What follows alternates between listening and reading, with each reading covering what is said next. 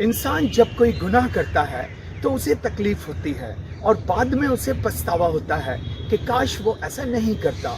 लेकिन जब वो बार बार गुनाह और बुरे काम करता रहता है तो उसका पछतावा, उसका एहसास कम होता चला जाता है।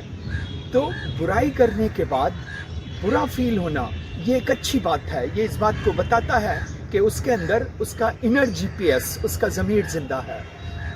मसला यह है कि इंसान की अपनी बनावट बहुत अच्छी है, उसको ईश्वर ने बहुत ही अच्छे कंपोजिशन के साथ बनाया, लेकिन उसके अंदर क्योंकि रिसेप्टर रख दिए हैं अच्छाई और बुराई के, इस वजह से उसको फ्री विल हासिल है। ये और बुराई उसे अपनी तरफ खींच लेती है। ये बिल्कुल इसी तरह का रिश्ता है जैसे मैग्नेट और लोहा।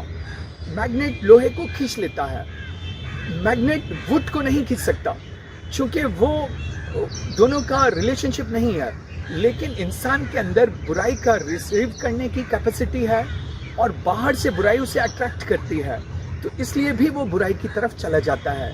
और उसमें कई फैक्टर्स हैं, एनवायरनमेंट का रोल है और उसकी अपनी चॉइस का रोल है, ये कई चीज़ें हैं। लेकिन यहाँ मैं सिर्फ ये पॉइंट डिस्कस करना चाह रहा हूँ कि इंसान जो है कभी कभी मजबूर होता है कि ख़ुद को बुराई से नहीं रोक पाता।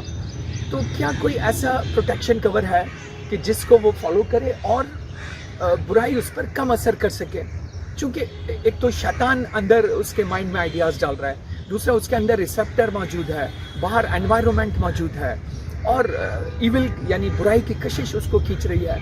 तो इस माहौल में काफ़ी मुश्किल होता है इंसान के लिए ख़ुद को बुराई से बचाना। लेकिन अगर वो एक उसूल अपनाए, इस उसूल को सख्ती से फॉलो करे, तो ज़्यादातर केसेस में वो बच जाता है बुराई करने से।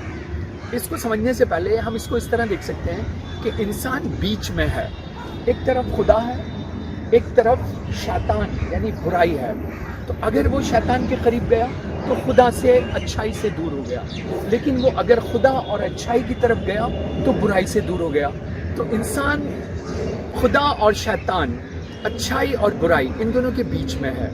तो एक के करीब जाना दूसरे से दूर करता है।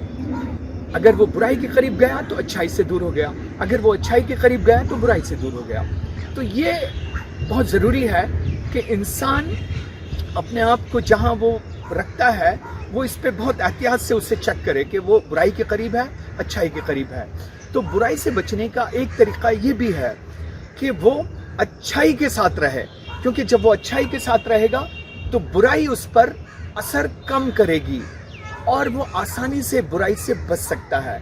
यानी वो अच्छे लोगों की कंपनी में रहे, अच्छे काम करता रहे। लेकिन अगर वो ऐसा नहीं करेगा तो बुराई के करीब रहेगा और बुरे लोगों की कंपनी में रहेगा, तो उस पर अच्छाई असर कम करेगी, देर से करेगी। तो पॉइंट ये है कि जितना अच्छाई के करीब रहेंगे बुराई कम असर करेगी, दूर रहेगी।